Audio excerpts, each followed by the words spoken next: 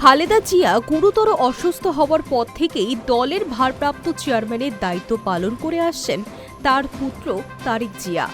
খালেদার মৃত্যুর পর স্বাভাবিকভাবেই বিএনপি চেয়ারম্যান এখন তারেক, কিন্তু সরকারিভাবে দল তারেক জিয়ার বিএনপি চেয়ারম্যান হওয়ার সিদ্ধান্ত ঘোষণা করেনি।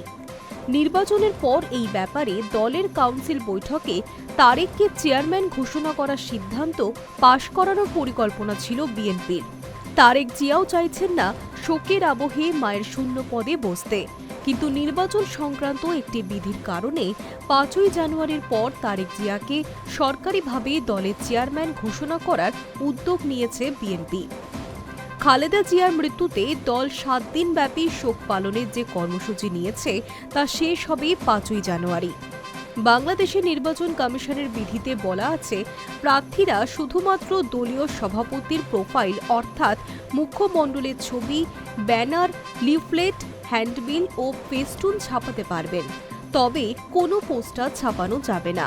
এছাড়া বলা হয়েছে, দলীয় প্রধানের বক্তৃতারত বা কোনো সরকারি বেসরকারি অনুষ্ঠান মঞ্চে উপস্থিতির ছবিও প্রচার করা যাবে না। বিএনপি চেয়ারপারসন খালেদা জিয়ার মৃত্যুর পর এখন দলের প্রার্থীরা প্রচারে প্রয়াত নেত্রীর ছবি, লিফলেট, হ্যান্ডবিল, ব্যানারে ছাপাতে পারবেন না।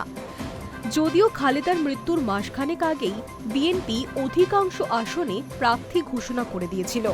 খালেদার ছবি সহ লিফলেট, ব্যানার তারা ছাপিয়ে ফেলেছেন, সেগুলি ব্যবহার করা যাবে না। নির্বাচন কমিশনকে ২১শে জানুয়ারির আগে জানাতে হবে বিএনপির চেয়ারম্যানকে। ওই দিন থেকে আনুষ্ঠানিকভাবে জাতীয় সংসদ নির্বাচনের প্রচার শুরু হবে। তারেক জিয়া বহুদিন ধরেই কার্যনির্বাহী চেয়ারম্যান হিসেবে বিএনপির সর্বোচ্চ নেতার দায়িত্ব পালন করে আসছেন। দলের গঠনতন্ত্র অনুযায়ী চেয়ারম্যানের মৃত্যুর পর কার্যনির্বাহী চেয়ারম্যান সর্বোচ্চ পদে আসীন হয়েছেন, কিন্তু খালেদা পুত্র চাইছিলেন না এখনই এই ব্যাপারে সরকারিভাবে সিদ্ধান্ত ঘোষণা করা হোক। Hi news network.